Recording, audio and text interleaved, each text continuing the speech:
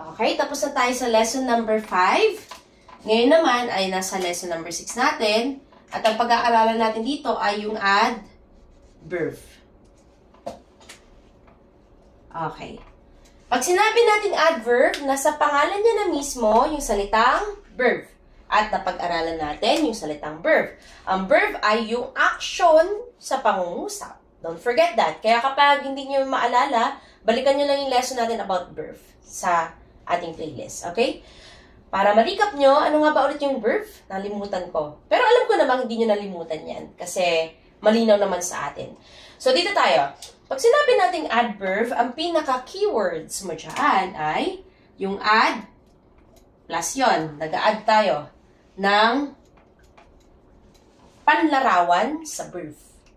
So, ibig sabihin, si adverb pala ay isa ring panlarawan. Panlarawan. Pero, saan siya naglalarawan?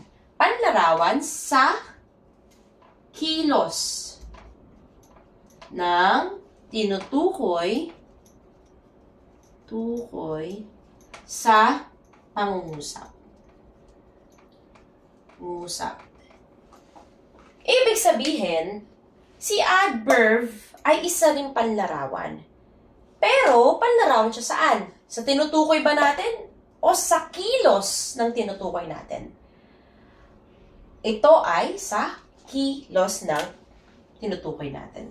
Kaya, hindi ka magpo-focus dun sa tao o sa kung sino kumilos o anong bagay ang kumilos. Ang titignan mo doon ay yung mismong action, yung paggawa o yung pagkilos ng nasa pangungusap. Halimbawa natin. Ayan, halimbawa.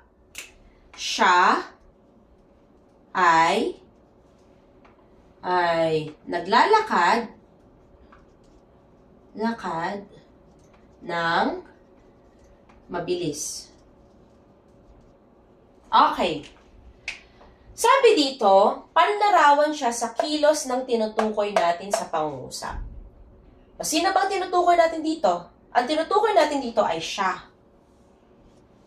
Siya ang tinutukoy natin. Ngayon, ano ba naging kilos ng siya? Ano ba naging kilos niya?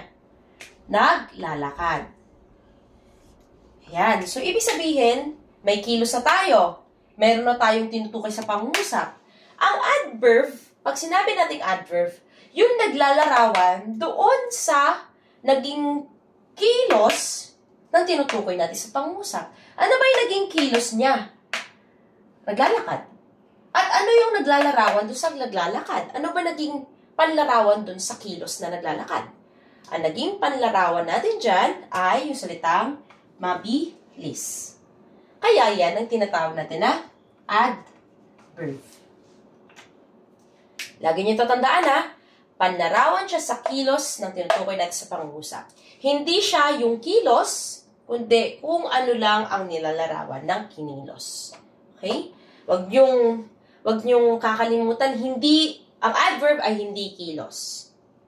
Kaya pag may nakita kayo naglalakad, hindi yan adverb. Kung ano lang naglalarawan doon sa naging kilos, yan ang adverb. Okay? Malinaw sa atin ha?